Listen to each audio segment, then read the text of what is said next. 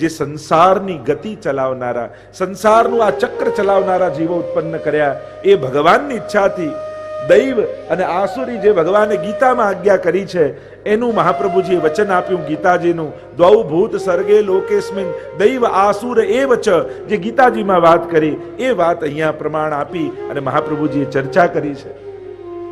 એમાં પણ અંતર્ગત અનેક ભેદોની આપણે ચર્ચા કરી, પણ મહાપ્રભુજીએ કહ્યું કે પુષ્ટિ કાયેન નિશ્ચય, મનથી જે સૃષ્ટિ પ્રગટ થઈ એ પ્રવાહી સૃષ્ટિ છે, વાણીથી જે સૃષ્ટિ પ્રગટ થઈ એ મર્યાદા માર્ગી સૃષ્ટિ છે, જે ધર્માનુકૂળ આચરણ કરનારા છે.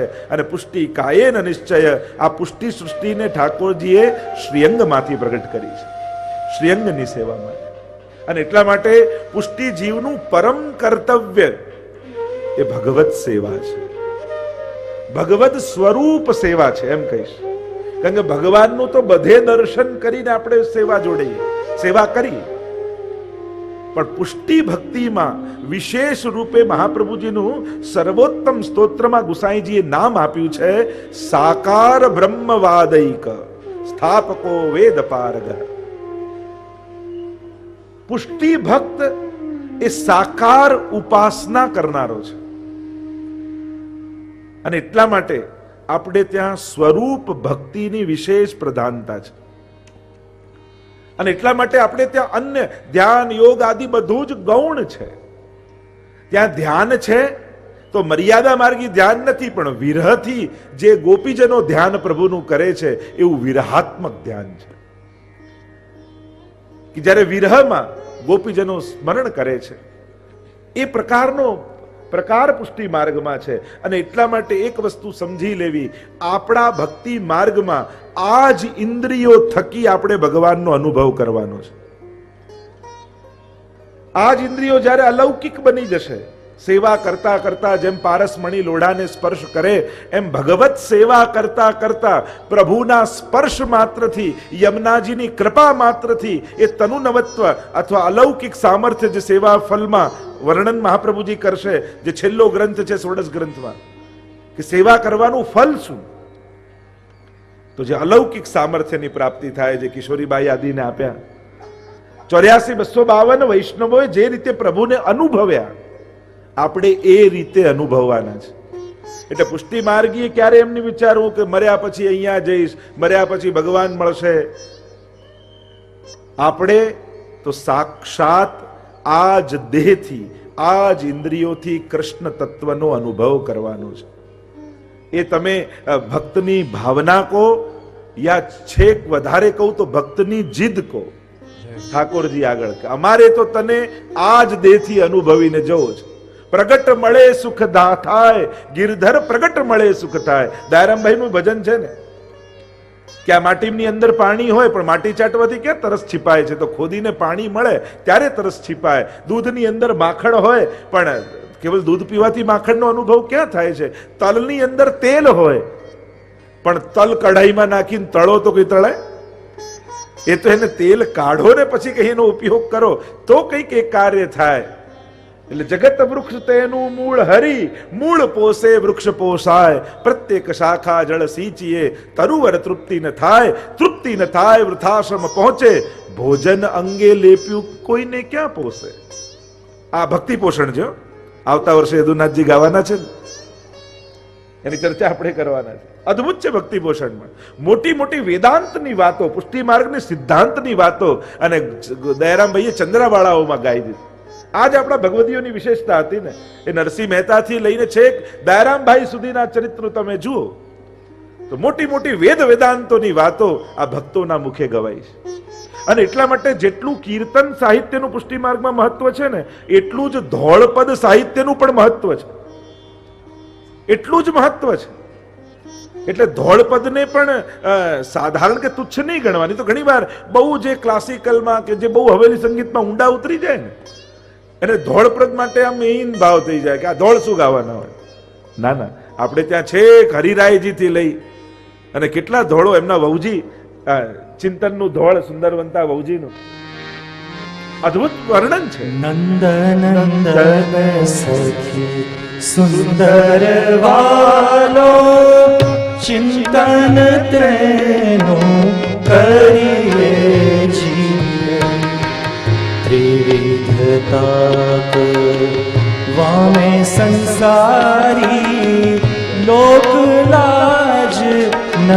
હરિએ છેક હરિરાયજીના વહુજી, સુંદરવંતા વહુજી. અને આજ સુધીના આપણે ત્યાં કેટલા રસિક કૌમુદી આદિ અમારા વડીલો બધા વહુજી બેટીજીઓનું બહુ મોટું પ્રદાન છે પુષ્ટિ માર્ગ. એટલે ધોળપદની પણ એટલી જ મહત્તા છે. તો વેદ વેદાંતોની વાતો કરેલી છે. તો જે વાત કરી રહ્યો હતો કે જેમ ભોજન દાળ ભાત શાક મુખમાં નાખો અને તમને એમ થાય કે આ તો મુખમાં નાખ્યું, હાથ પગનું શું? તો કે દાળ ભાત ભેગા કરીને હાથ પગમાં મસાજ કરો છો. મુખમાં નાખો એટલે બધું પુષ્ટ થઈ જ જાય. એમ જ જેને કૃષ્ણને પ્રસન્ન કરી લીધો એના પર 33 કોટી દેવતાની કૃપા આપમેળે થઈ જાય. એટલે ક્યારે એમ નહીં માનવું કે આને છોડીને આ કરું છું. ના, જેમાં બધું જ છે એને ભજું છું. આ ભેદ બુદ્ધિ આપણી છે, આપણે કોઈનો વિરોધ, દરેક સન્માનનીય છે, દરેક આદરણીય છે. ક્યારે કોઈનો અભાવ યા કોઈની હીનતા તો જીવ માત્ર નહીં જોઈ, કોઈ દેવી દેવતાની ક્યાંથી જોવાય? આદર કરતા શીખો. ભાગવતમાં જે ભક્તોના કથાઓ આવે છે, આગળ મહાપ્રભુજી પણ બધા ભક્તોને યાદ કરશે. કેવા કે ધ્રુવ, અંબરીશ, પ્રહલાદ નિત નિત મહિમા ગાઈ. મહાપ્રભુજી પણ આગળ નિરોધ, લક્ષણ ને સંજ્ઞાન બધા ભગવદીઓને યાદ કરશે. કેવા કેવા ભગવદીઓ છે. ભાગવતજીને રામાયણ બંનેમાં તમે ભક્તોના ચરિત્રો જુઓ તો આમ આપણને આસક્ત, મને વ્યક્તિગત જોઉં તો ઘણા એવા ભક્તોનું સ્મરણ કરી આપણને આનંદ થઈ જાય. સુખદેવજીને યાદ કરો, કેવા નિર્મોહી, નિર્વિકારી, પ્રસન્ન છે. તેમ નામ બોલીએ તો આપણને ચહેરો દેખાય ઘણી વાર. સનત કુમારોને યાદ કરો, નિર્દોષ, 12 વર્ષના, અનાદિકાલથી છે, વડીલોના વડીલ છે, પણ 12 વર્ષના. પ્રહલાદને યાદ કરો, મહાદેવજીને યાદ કરો, વૈષ્ણવાનામ યથા શંભુ, એમના જેવો વૈરાગી ક્યાં મળે? હનુમાનજીને યાદ કરો, એમના જેવો ભક્ત ક્યાં હોય? રામ. ભરતજીને યાદ કરો. એવા ભાગવતના અને રામાયણના તમે એક એક ભક્તોને યાદ કરો, તમારું હૃદય ભરાઈ આવે. એવા ભક્તો, બીજું કદાચ ભગવાનને યાદ કરવાની જરૂર ન પડે એવા ભક્તોના નામ છે કે આમ પ્રભુનું પ્રાગટ્ય થઈ જાય. એમનું નામ લેતા જ મુખમાં એ ભગવદીઓનું નામ આવે ને તો હૃદયમાં ભગવાનનું પ્રાગટ્ય થઈ જાય. તો જે ચર્ચા મૂળમાં કરી રહ્યા છે, તો આપણું જે મૂળ લક્ષ્ય એ તો પ્રગટ, તો જુદા જુદા પ્રકારની સૃષ્ટિનું સર્જન ભગવાને કર્યું છે. એ પુષ્ટિ, પ્રવાહ, મર્યાદા, ભેદ નામના ગ્રંથમાં આપણે જોયું. એમાં પુષ્ટિ, મર્યાદા અને પ્રવાહી ત્રણેયની ચર્ચા આપણે કરી છે. અને જેનો જેવો અધિકાર એવી ભક્તિની પ્રાપ્તિ એને થાય છે બધા જ ભક્ત જેવો અધિકાર એવી પ્રાપ્તિ. 20 ઇંચ વરસાદ ગામમાં પડ્યો હોય પણ અગાસીમાં પડેલા કોડિયામાં તો કોડિયા જેટલું જ ભરાય. આ એનો અધિકાર કહેવાય. જેનો જેટલો અધિકાર એટલી જ એને સમજ પણ આવે. પાત્રતા એની સમજમાં હોય છે. ઘણાને ભરોસો ના આવે તો ના જ આવે, અને ઘણાને કાંઈ સમજાવવાની જરૂર ન હોય પણ જન્મથી ભરોસો લઈને પેદા થયો હોય, એ સહજ પુષ્ટિ ભક્ત હોય. અને એટલે જ એ બીજનું સ્થાપન એ બીજ લઈને પ્રગટ થયો છે. એટલે તો યથા ભક્તિ પ્રવૃદ્ધાસા તથોપાયો નિરૂપ્યતે બીજ ભાવે દ્રઢેતુ સ્યાત ત્યાગાત શ્રવણ કીર્તના. બોલો ગોવર્ધન નાથ કી જય, વલ્લભાધીશ કી જય. તો ભક્તિવર્ધની ગ્રંથમાં મહાપ્રભુજી આજ્ઞા કરે જ છે કે હે પુષ્ટિ જીવો, તમારી ભીતર તો ભક્તિનું બીજ રોપીને ભગવાને તમને અહીંયા મોકલ્યા છે. તમારે તો કેવલ જલ અને ખાતર નાખવાનું છે. તો એ જે ચર્ચાઓ આપણે પુષ્ટિ, પ્રવાહ, મર્યાદા, ભેદ નામના ગ્રંથમાં કરી. આજે પ્રવેશ કરીએ જેનો આપ બધા જ પાઠ કરો છો, અને પુષ્ટિ માર્ગનું પ્રાગટ્ય ગ્રંથ જેને કહી શકાય, એ પ્રાગટ્ય દિવસે જેનું પ્રાગટ્ય થયું છે એ ગ્રંથ સિદ્ધાંત રહસ્ય, જેમાં પુષ્ટિ માર્ગના સિદ્ધાંતનું રહસ્ય મહાપ્રભુજી સમજાવે છે. અને આ ગ્રંથ કેવલ મહાપ્રભુજીએ રચ્યો છે એમ નહીં. આ ગ્રંથની પ્રારંભ જ ઠાકોરજીના વચનોથી થાય છે. જે 1.5 શ્લોક આપણે ત્યાં કહીએ છીએ, 2 જગ્યાએ ઠાકોરજીએ કહેલા આટલા શ્લોકોની મહત્તા છે. એક સિદ્ધાંત રહસ્યમાં જે 1.5 શ્લોક ઠાકોરજીએ કહ્યું છે, બ્રહ્મ સંબંધ કરણાત સર્વેશામ દેહ જીયો સર્વદોષ નિવૃત્તિ, જે ભગવદ વચન છે. અને એ રીતે જ છેલ્લો શ્લોક મહાપ્રભુજીનો ગ્રંથ શિક્ષા શ્લોકી. યદા બહિર્મુખા યુયમ ભવિષ્યત કથંચન તદા કાલ પ્રવાહસ્થા દેહ ચિત્તા દયોપ્યુત. અને જ્યારે શિક્ષા શ્લોકી નામનો ગ્રંથ સ્વયં ગોપીનાથજી ને ગુસાઈજીની સન્મુખ મહાપ્રભુજીએ આજ્ઞા કરી અને ગંગાજીની રજ ઉપર પોતાની આંગળીથી લખીને એ શિક્ષા શ્લોકી નામનો ગ્રંથ મહાપ્રભુજીએ રચ્યો. કારણ કે મૌન વ્રત ધારણ કરેલું છે એ સમયે મહાપ્રભુજી. અને ત્યારે એમ થયું કે આ કલિયુગના પ્રવાહમાંથી વહી જતા કઈ રીતે બચીશું. અને એ જ ક્ષણે ઠાકોરજી ત્યાં પ્રગટ થયા છે. એ હનુમાન ઘાટ ઉપર, જે ઘાટ ઉપર મહાપ્રભુજી નિત્ય લીલામાં પધારી રહ્યા છે, એ ક્ષણે સ્વયં શ્રીનાથજી ત્યાં પ્રગટ થયા છે. અને આશ્વાસન અને ભરોસો આપતા કહ્યું, મયી ચેદસ્તિ વિશ્વાસ શ્રી ગોપીજન વલ્લભે તદા કૃતાર્થા યુયમ હિ શોચનીયમ ન કરહિચિત. એમ થયું કે આ બહિર્મુખતા અમારો ગ્રાસ કરી જશે, કલિયુગના પ્રવાહમાં વહી જશું. આ ભય થયો સાંભળીને. અને ત્યાં શ્રીનાથજી પ્રગટ થયા અને કહ્યું કે સાંભળો વૈષ્ણવો, સાંભળો વલ્લભકુલ, જો મયી ચેદસ્તિ વિશ્વાસ મુજ ગોપીજન શ્રી કૃષ્ણમાં જો તમને ભરોસો છે તો તમે કૃતાર્થ જ છો, એમાં કોઈ સંશય ન રાખતા. આ ભરોસો ઠાકોરજીએ છેલ્લે સમય આપ્યો છે. એક દ્રઢતા મારામાં રાખજો, એક ભરોસો મારામાં રાખજો, તમને તારવાનો સંકલ્પ મેં કરેલો છે. એ ભરોસો ઠાકોરજી એક ક્ષણે આપ્યો છે મહાપ્રભુજી આગળ. બાકી આ કલયુગના ગ્રાસમાંથી કેમ તરાય? એ તો સપ્તશ્લોકીમાં કહ્યું, જેને વલ્લભના ચરણોમાં ભરોસો છે. યદંગ્રીનખ મંડલ પ્રસુત વારી પીયુષયુગ વરાંગ હૃદયૈ કલિ સૃણમિવેહતુચ્છિકૃત વ્રજાધિપતિરિન્દિરા પ્રભૃતિ મૃગ્ય પાદાંબુજ ક્ષણેન પરિતોષિત સદનુગત્વમેવાસ્તુ મે. યદંગ્રીનખ મંડલ પ્રસુતવારી પીયુષયુગ વરાંગ હૃદયૈ કલિ તૃણમેવ તુચ્છિકૃત. જેને વલ્લભના ચરણોના નખચંદ્રમાંથી જે પ્રકાશ યા એ ચરણોદકનું જેને પાન કરી લીધું છે, એના માટે તો આ કલયુગ તણખલા જેવું થઈને ઉડી જાય છે. જેને વલ્લભના ચરણોમાં ભરોસો છે એનો કલયુગ કંઈ બગાડી શકતો નથી. એ ભરોસો ગુસાઈજી આપણને આપ્યો છે. અને એટલા માટે એટલું જરૂર યાદ રાખજો. એમ તો કહ્યું કે ગુરુનું સાનિધ્ય મળે, પ્રભુનું સાનિધ્ય એ સર્વોપરી છે, સર્વશ્રેષ્ઠ છે. સાનિધ્ય માત્ર દત્ત શ્રી કૃષ્ણ પ્રેમા. સૌભાગ્યશાળી હોય એને સાનિધ્ય મળે, સંગ મળે, નિત્ય એને વંદન કરવા મળે, પ્રભુ અને ગુરુની એને સન્મુખતા મળે. આ સૌભાગ્યવંતો જનાહ દુરારાધ્યસ્ય સેવૈવ વશીકરણ સાધનમ.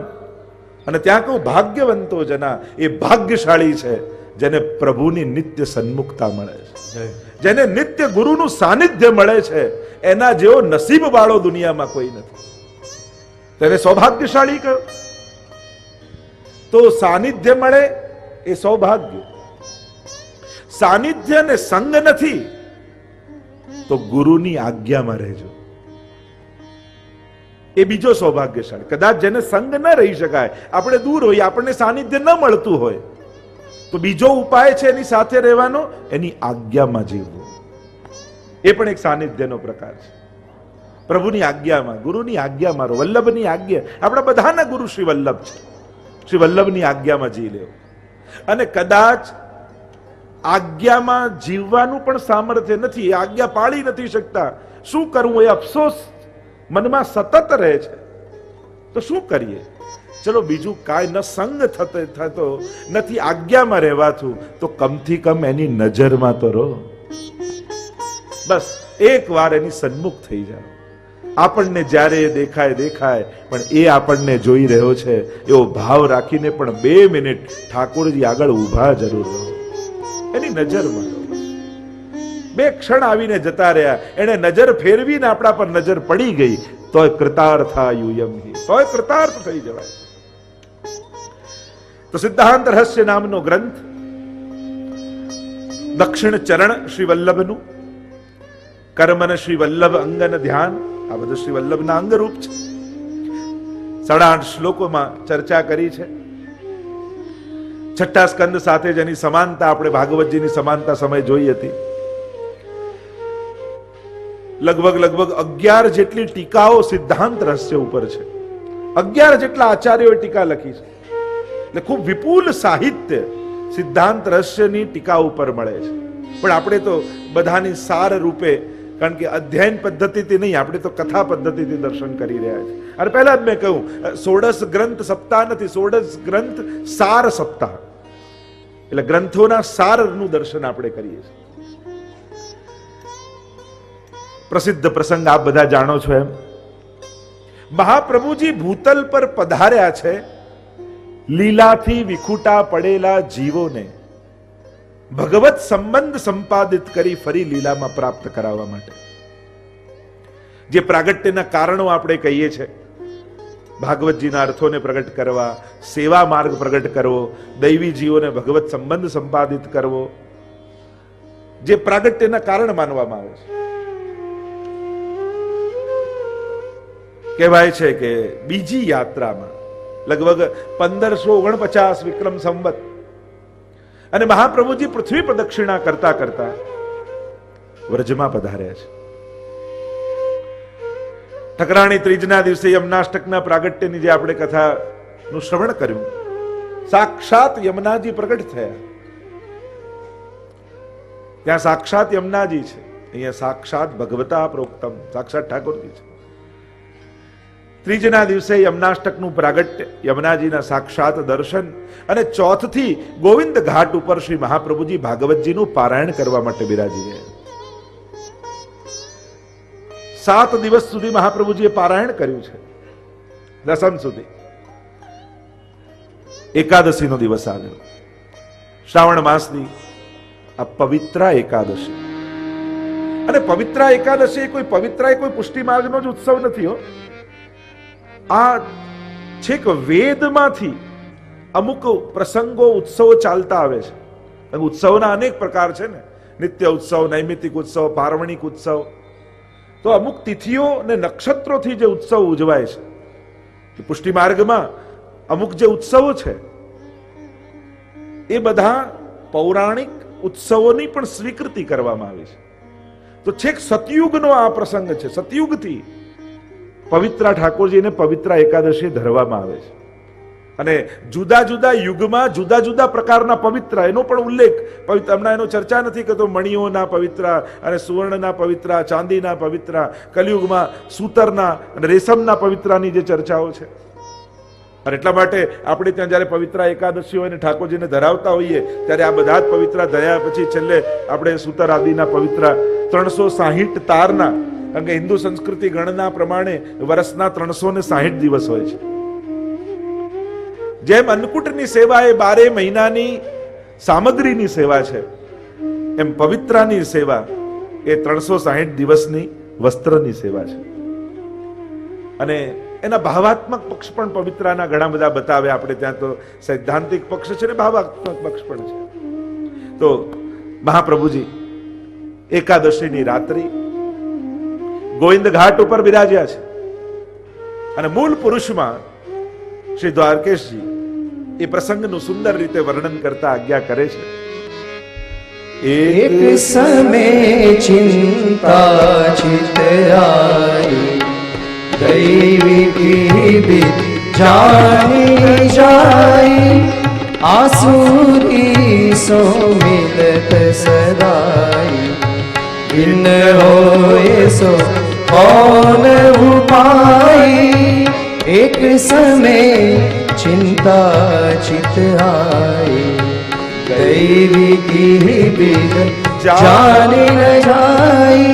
એક સમય ચિંતા ચિતાઈ, દૈવી કી વિદ જાની ન જાય, આસુરી સો મિલી રહત સદાઈ, ભિન્ન હોય સો કોન ઉપાય. દ્વારકેશી તો બહુ સુંદર વિસ્તારથી વર્ણન કર્યું છે આખું, કે કંઠ પવિત્રા લે પહેરાય, મિશ્રી ભોગ ધરી મન ભાય. ચિંતન કરી રહ્યા છે મહાપ્રભુજી, ચિંતા કરી રહ્યા છે કે આ શ્રાવણ માસની રાત્રિ છે અને મહાપ્રભુજી ચિંતન કરે છે કે આ અનેક દોષોથી ભરેલો જીવ, હજારો જન્મો વ્યતીત થઈ ગયા, હજારો વર્ષો વ્યતીત થઈ ગયા, જીવને ભગવાન તે વિખૂટા પડે, પોતાનું સ્વરૂપ ભૂલી ગયો છે દૈવી, અનેક દોષોથી ગ્રસિત થઈ ગયો છે. તો એ જીવને ભગવાન સાથે સંબંધ કેમ કરાવવો? કારણ કે પ્રભુ તો પરમ નિર્દોષ નિર્ગુણ છે અને જીવ અનંત દોષોથી ભરેલો છે. આ બંનેની સમાનતા કેમ થાય? બંનેનો સંબંધ કેમ થાય? કારણ કે કોઈ સમાનતા છે નહીં કે સંબંધ થાય.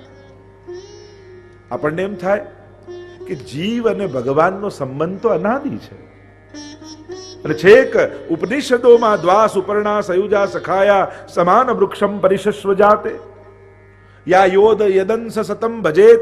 વેદમાં અંશ અને અંશીનો સંબંધ તો છે જ. પછી આ કયો નવો સંબંધ મહાપ્રભુજીને જોડવો છે કે એની ચિંતા કરી રહ્યા છે? કે અંશ અને અંશીનો સંબંધ તો છે, પણ મહાપ્રભુજીને સર્વભાવેન સંબંધ જોડવો છે. સર્વદા સર્વભાવેન ભજનીયો વ્રજાધિપ, એ સંબંધ નથી. અને મારે તો એ સંબંધ જીવનો જોડવો છે, કારણ કે એ અધિકાર ક્યાંથી એને મળે? એ જગતના પરમ પિતા પરમાત્મા અને એને ખોળામાં રમાડવાનો અધિકાર જીવને હોય. એ પરમ ઈશ્વર જે સર્વમાં આત્મભાવે બિરાજે છે, એને ગોપીઓની જેમ આપણે પ્રેમ કરી શકીએ? એની જોડે સખા ભાવ રાખી શકીએ? એને સ્વામી બનાવી શકીએ? આ સંબંધ નથી. કારણ કે જીવ એ આત્માનો સંબંધ તો ભૂલી ગયો છે, પણ એને સંસારના સંબંધો ખબર છે. એ આ સંસારને જાણે છે. એને એ ખબર છે કે બાળકને કેમ પ્રેમ કરાય, એને એ ખબર છે કે પતિને પ્રેમ કેમ કરાય, એને એ ખબર છે કે પિતાને પ્રેમ કેમ કરાય. એ આ ભાવનાઓના સંબંધો જાણે છે. એને આત્માનો આનંદ યા આત્માનો સંબંધનું ભાન નથી, કારણ કે અનેક જન્મોનો અંતરાય થઈ ગયો છે. અને એ ચિંતા મહાપ્રભુજી કરી રહ્યા છે કે જીવનો ભગવાન સાથે સંબંધ કેમ જોડવો. કારણ અનેક જન્મોના અંતરાયથી જીવ પોતાનું સ્વરૂપ ભૂલ્યો છે અને મધ્યરાત્રિએ જ્યારે ચિંતા કરી રહ્યા છે અને ત્યારે સાક્ષાત પૂર્ણ પુરુષોત્તમ શ્રી ગોવર્ધનનાથજી ચંદ્રમાજી સ્વરૂપે ત્યાં પ્રગટ થયા. બોલો ગોવર્ધન નાથ કી જય. અને એ સમયે સ્વરૂપ લાવણ્યનો જે અનુભવ મહાપ્રભુજીને થયો અને ઠાકોરજીની સન્મુખ જોઈ અને મધુરાષ્ટકનું ગાન મહાપ્રભુજી કર્યું. અધરમ મધુરમ વદનમ મધુરમ નયનમ મધુરમ હસિતમ મધુરમ હૃદયમ મધુરમ ગમનમ મધુરમ મધુરાધિપતે અખિલમ મધુરમ. મધુરાષ્ટકના ગાન કર્યા. પ્રભુના માધુર્યનો આનંદ મહાપ્રભુજી લીધો. આ ત્રણ શબ્દો પુષ્ટિ માર્ગમાં બહુ મહત્વના છે. ઐશ્વર્ય, સૌંદર્ય અને માધુર્ય. આ ત્રણ શબ્દોની વિશેષ મહત્તા છે. કારણ કે ઐશ્વર્ય ક્યાં છે? તો કે શ્રી યમુનાજીમાં અષ્ટવિધ ઐશ્વર્ય છે. સૌંદર્ય ક્યાં છે? તો કે સૌંદર્યમ નિજ હૃદગતમ પ્રકટિતમ શ્રી ગૂઢ ભાવાત્મકમ પૂર્વ પંચ પુનસ્તદંતર્ગતમ પ્રાવી વિશદ સ્વપ્રિયે સંશ્લિષ્ટા ઉભયોર બભૌ રસમય કૃષ્ણો હિ યત સાક્ષિકમ રૂપમ તત ત્રિતયાત્મકમ પરમભિધેયમ સદા વલ્લભમ. સૌંદર્ય વલ્લભમાં છે, સહજ સુંદર. શ્રી ગુસાઈજી પણ નામ આપે છે ને, અનેક અનેક સૌંદર્યના નામો છે સર્વોત્તમમાં. તો ઐશ્વર્ય યમુનાજીમાં છે, સૌંદર્ય મહાપ્રભુજીમાં છે અને માધુર્ય ઠાકોરજીમાં છે. એટલે આ ત્રણેય શબ્દોની વિશેષ મહત્તા પુષ્ટિ માર્ગમાં છે. મધુરાષ્ટકનું ગાન કર્યું, સ્માનનું સમસ્ત બ્રજલીલાનું સ્મરણ કર્યું. એકાદશી પવિત્ર એકાદશી હતી, પોતાના હાથે પવિત્ર સિદ્ધ કરીને મહાપ્રભુજીએ રાખ્યું હતું અને કંઠ પવિત્રા લે પહેરાય મિશ્રી ભોગ ધરી મન બાય. ઘણી વાર લોકો અને વિશેષ રૂપે જે વધારે ક્રમ કરતા હોય ને એ લોકો મિશ્રી ભોગ ધરનારાને બહુ આમ કહે કે આ મિશ્રી તો કઈ ભોગ ધરાતી છે ઠાકોરજીને, અમારે તો આમ કરવું જોઈએ આમ કરવું જોઈએ. પણ સૌથી પહેલી મિશ્રી કોઈ આરોગાવી હોય તો મહાપ્રભુજીએ ઠાકોરજીને આરોગાવી. મિશ્રી ભોગનો પણ ક્રમ પ્રમાણ અહીંયા આપણને મળે છે. મિશ્રી ભોગ ધરી મને ભાઈ, કારણ કે ગમે તેટલી અનસકડી સામગ્રી બનાવો સુંદર સુંદર, પણ મિશ્રી ન હોય તો મીઠાશ રહે. અને આપણે ત્યાં તો મિશ્રી, મિશ એટલે બહાનું પણ થાય, મિશ કે પદ, તો એના પણ અનેક ભાવ મિશ્રીના છે. તો મિશ્રી ભોગ ધરી છે, શું આજ્ઞા છે પ્રભુ? અને ત્યારે બ્રહ્મ સંબંધ મંત્ર સર્વપ્રથમ શ્રી ઠાકોરજીએ મહાપ્રભુજીને આપ્યો. જ્યારે ગદ્ય મંત્ર કહીએ છીએ, ગદ્ય અને મંત્ર, પ્રાગટ્ય તો ગોલોક ધામમાં આપણે ત્યાં પ્રસંગ આવે છે અષ્ટાક્ષર ને પંચાક્ષરના પ્રાગટ્યનો. એનું તો જે વર્ણન, જેમ એનો પ્રસંગ કહીએ છીએ લીલામાં, કે જ્યારે ઠાકોરજી એકવાર શ્રી સ્વામીજીનું નિકુંજમાં બિરાજીને સ્મરણ કરી રહ્યા છે અને એટલો તાપ વિરહ પ્રગટ થઈ ગયો, સ્મરણ કરતા કરતા રાધા રાધા રાધા રાધા એ નામ ઉચ્ચારતા ઉચ્ચારતા રોમ રોમમાંથી રાધાજીનું પ્રાગટ્ય થઈ ગયું. અને એટલામાં સ્વામીજી મળવા માટે પધાર્યા ઠાકોરજી, અને જ્યાં દ્રષ્ટિ કરી એમને ઠાકોરજીના હૃદયમાં જાણે સાક્ષાત રાધાજીનું પ્રાગટ્ય થઈ ગયું હૃદયમાંથી. અને સ્વામીજીને એમ થયું કે ઠાકોરજી નિકટ કોઈ અન્ય ગોપી બિરાજેલી છે, અને આવ્યો ક્રોધ. અરે આપને મળવા માટે આટલી ઉત્કંઠાથી હું આપની પાસે આવી, અને આપની પાસે કોઈ અન્ય ગોપી બિરાજમાન છે, જાઓ પ્રભુ આપની સાથે વાત નહીં કરું. અને પીઠ દઈને બિરાજી ગયા, માન ધરી લીધું સ્વામીજી. અને અહીંયા મહાપ્રભુજી ઠાકોરજીને એમ થયું, અરે હું તો સ્વયં સ્વામીજીનું સ્મરણ કરતો હતો ને મારા હૃદયમાં સ્વામીજી જ પ્રગટ થયા હતા, અને આવી ગેરસમજ કરીને માન ધર્યું, તો જાઓ સ્વામીજી હું પણ આપની સાથે વાત નહીં કરું. અને ત્યાં ઠાકોરજી પણ પીઠ દઈને બિરાજી ગયા. પણ બંનેના પ્રેમની ઉત્કટતા એવી છે કે બંને એક ક્ષણ પણ એકબીજાને જોયા વગર રહી શકતા નથી. એક ક્ષણ પણ બંનેનો વિપ્રયોગ બીજાથી સહન થતો નથી. બંનેના હૃદયમાં, સંક્ષિપ્તમાં વાત કરું, જેમ મહાપ્રભુજીના પ્રાગટ્યની વાત આવે, બંનેના હૃદયમાં સ્ત્રી ભાવ પુંભાવ બિરાજે છે. અને એ સ્વામીજીના હૃદયમાંથી રહેલો પુંભાવ, ઠાકોરજીના હૃદયમાં રહેલો સ્ત્રી ભાવ, જે વલ્લભના પ્રાગટ્યની વાત આપણે સૌંદર્યમ નિજૃદગતમ પ્રકટિતમ સ્ત્રી ગૂઢ ભાવાત્મકમ રૂપમ તત ત્રિતયાત્મકમ જે વાત છે, અને ત્રીજો સાક્ષી સ્વરૂપ પ્રગટ થયું. આ ત્રણેય સ્વરૂપ ભેગા થયા અને વલ્લભનું પ્રાગટ્ય નિત્ય લીલામાં થયું. અને વલ્લભનું પ્રાગટ્ય થયું, બંનેનું માન દૂર કરવા માટે અહીંયાથી સ્વામીજીને મનાવ્યા. અને ઠાકોરજીના હૃદયમાં તો આપ જ પ્રગટ થયા હતા, અહીંયા સ્વયં ઠાકોરજીને મનાવ્યા અને બંનેને એક પાઠ પર પધરાવ્યા.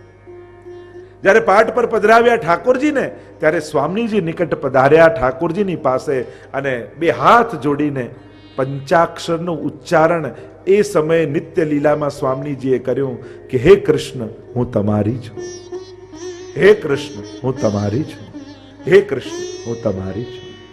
અને આમ નિત્ય લીલામાં પંચાક્ષરનું પ્રાગટ્ય થયું. એ પંચાક્ષરની આપણે આદર રાખી અપરસમાં જ એ મંત્ર બોલીએ છીએ, પણ ભાષાંતર. અને જ્યારે ઠાકોરજીનું માન દૂર થયું, યુગલ સ્વરૂપ નિકુંજમાં સુવર્ણના સિંહાસન પર બિરાજમાન થયું, ઠાકોરજી અને સ્વામીજી બંને બિરાજ્યા, ત્યારે આ વલ્લભ સ્વરૂપ જે લીલામાં પ્રગટ થયું હતું, એ બે હાથ જોડી દંડવત કર્યા. અને હાથ જોડીને એ સમયે શ્રી વલ્લભના મુખમાંથી નિત્ય લીલામાં શ્રી એટલે સ્વામીજી, કૃષ્ણ એટલે ઠાકોરજી, શ્રી કૃષ્ણ શરણમ મમ, શ્રી કૃષ્ણ શરણમ મમ, આમ 3 વાર અષ્ટાક્ષરનું પ્રાગટ્ય મહાપ્રભુજીના મુખે. તો આમ અષ્ટાક્ષર અને પંચાક્ષર બંનેનું પ્રાગટ્ય નિત્ય લીલામાં છે. પણ અહીંયા ઠાકોરજીએ ભૂતલ પર પ્રગટ થઈ અને ગદ્ય મંત્રનો ઉપદેશ, જેમ ગદ્ય ને પદ્ય આપણે કહીએ ને, પદ્ય એટલે પોએટ્રી, કવિતાના રૂપમાં હોય, ગદ્ય એટલે લિટરેચર. એટલે જ્યારે બ્રહ્મ સંબંધ મંત્ર આપણે બોલીએ છીએ ત્યારે પહેલા ગદ્ય બોલીએ છીએ અને પછી મંત્ર બોલીએ છીએ. ભગવાન કૃષ્ણથી, ભગવાન કૃષ્ણથી વિખુટા પડે, વિખુટા પડે હજારો વર્ષોનો હજારો વર્ષોનો સમય વ્યતીત થવાથી સમય વ્યતીત થવાથી હૃદયમાં જે તાપ ક્લેશનો આનંદ હૃદયમાં જે તાપ ક્લેશનો આનંદ થવો જોઈએ તે જેને થવો જોઈએ તે જેને તિરોધાન થયો છે તિરોધાન થયો છે એવો હું જીવ એવો હું જીવ ભગવાન કૃષ્ણને ભગવાન કૃષ્ણને દેહ ઇન્દ્રિય પ્રાણ દેહ ઇન્દ્રિય પ્રાણ અંતઃકરણ એના ધર્મો અંતઃકરણ એના ધર્મો સ્ત્રી ઘર પુત્ર કુટુંબ ધન સ્ત્રી ઘર પુત્ર કુટુંબ ધન આલોક અને પરલોક આલોક અને પરલોક આત્મા સહિત આત્મા સહિત સમર્પણ કરું છું સમર્પણ કરું છું હું દાસ છું હું દાસ છું હે કૃષ્ણ હે કૃષ્ણ હું તમારો છું હું તમારો છું હે કૃષ્ણ હે કૃષ્ણ હું તમારો છું હું તમારો છું હે કૃષ્ણ હે કૃષ્ણ હું તમારો છું હું તમારો છું બોલો ગોવર્ધન નાથ કી જય અને આમ બ્રહ્મ સંબંધ મંત્રનો ઉપદેશ મહાપ્રભુજીને કર્યો અને આજ્ઞા કરી કે હે શ્રી વલ્લભ 4 વચન આપને આપું છું. પહેલું વચન આપતા કહ્યું કે આપના દ્વારા જે જીવને બ્રહ્મ સંબંધ કરાવશો એનો નિશ્ચિત હું સ્વીકાર કરીશ. બીજું કહ્યું કે એના દોષો સામે ક્યારે નહીં જોઉં, એનો ક્યારે ત્યાગ નહીં કરું. ત્રીજું કહ્યું આપની કાનીથી જે ભોગ ધરશે એને ચોક્કસ હું આરોગીશ.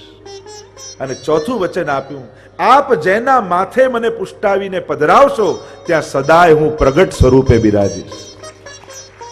અને 4 વચને ત્યાં ઠાકોરજી બંધાયા મહાપ્રભુજી સાથે અને કહ્યું કે હવે આપ જીવને બ્રહ્મ સંબંધ કરાવો. અને એ આજ્ઞા જ્યારે ઠાકોરજીની થઈ મહાપ્રભુજી અતિશય પ્રસન્ન થઈ ગયા. અરે દૈવી જીવોના ઉદ્ધાર માટેનો માર્ગ મળી ગયો. સ્વયં ઠાકોરજી વચન આપ્યું છે કે જેને આ મંત્ર દ્વારા શરણાગત કરીશ પ્રભુ એના દોષો સામે ન જોતા એનો સહદોષ સ્વીકાર કરશે. બાજુમાં દમલાજી પડ્યા હતા. ઠાકોરજી જ્યારે પધારી ગયા એટલે મહાપ્રભુજી દમલાજીને કહ્યું અરે દમલા ઉઠ, દેખ પ્રભુ પધારે. તે કછું સુન્યો? ઠાકોરજી એ બધું કહીને ગયા, તે કંઈક સાંભળ્યું? ત્યારે દમલાજીએ કહ્યું કે દમલા છે મહાપ્રભુજીના અનન્ય છે. જો એમ કહી દે કે હા સાંભળ્યું, સમજી ગયો તો મહાપ્રભુજી બરાબર જ્ઞાન થઈ જાય. અને પ્રભુની વાણીને આપણે જીવો સમજી પણ શું શકીએ, કારણ કે આપણી સમજ તો આપણી બુદ્ધિ પ્રમાણે આવે. ઠાકોરજી શું કહેવા માંગે છે એ અર્થ તો વલ્લભ બતાવી શકે. આપણે જો અર્થઘટન કરવા જઈએ તો જીવ જેવા અર્થો થઈ જાય, પણ આપણે તો ભગવદ વાણીનો અર્થ સમજવો છે. એટલે એટલું દમલાજી બોલ્યા કે સુન્યો પર સમજ્યો ના.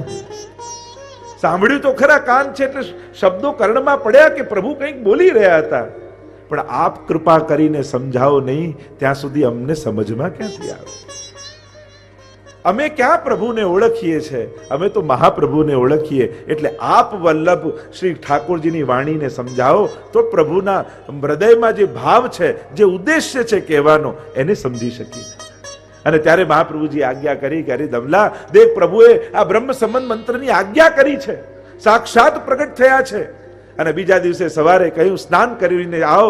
યમુનાજીમાં સ્નાન કરીને દમલાજી આવ્યા છે, હાથમાં તુલસીદલ આપ્યું છે અને પહેલું બ્રહ્મ સંબંધ બારસ, પવિત્ર બારસના દિવસે દામોદરદાસ હરસાનીને મહાપ્રભુજીએ કરાવે છે.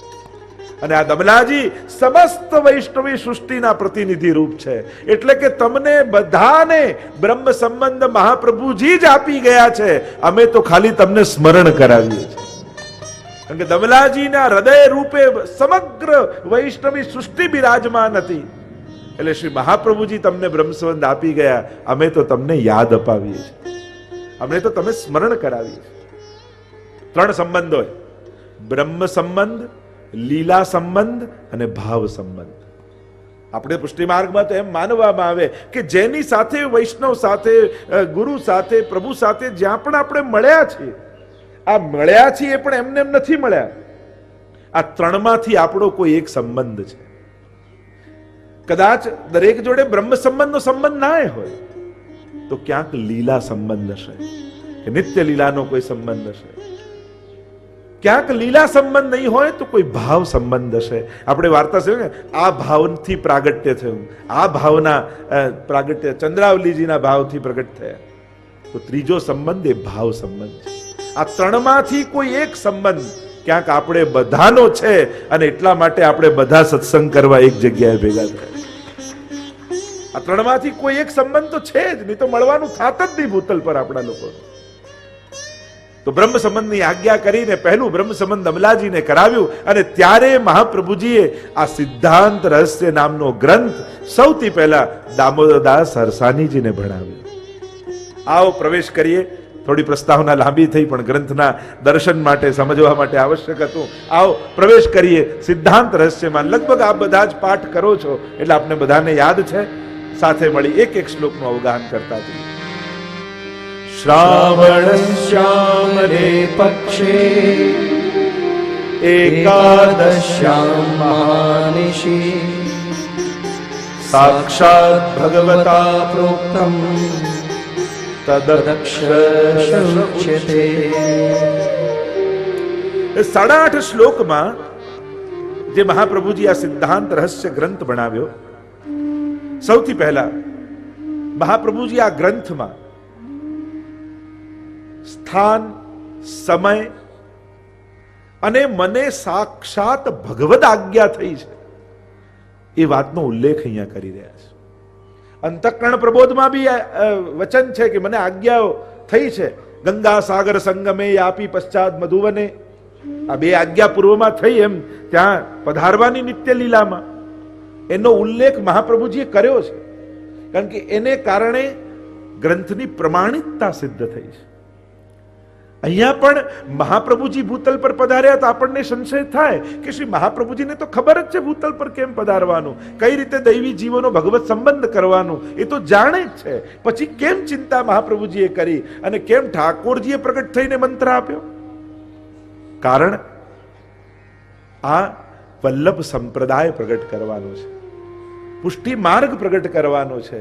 અને જે સંપ્રદાયનું પ્રાગટ્ય ભગવદ આજ્ઞાથી ન હોય એને મૂળ સંપ્રદાય ન કહેવાય. સંપ્રદાયની પહેલી શરત એ છે કે એનો પ્રારંભ ભગવદ આજ્ઞાથી થાય. આપણે ત્યાં આપણે મહાપ્રભુજીને ભગવાન કહીએ, શ્રીનાથજીને ઠાકોરજી કહીએ, આ તો બધું 500-550 વર્ષ પહેલા થયું.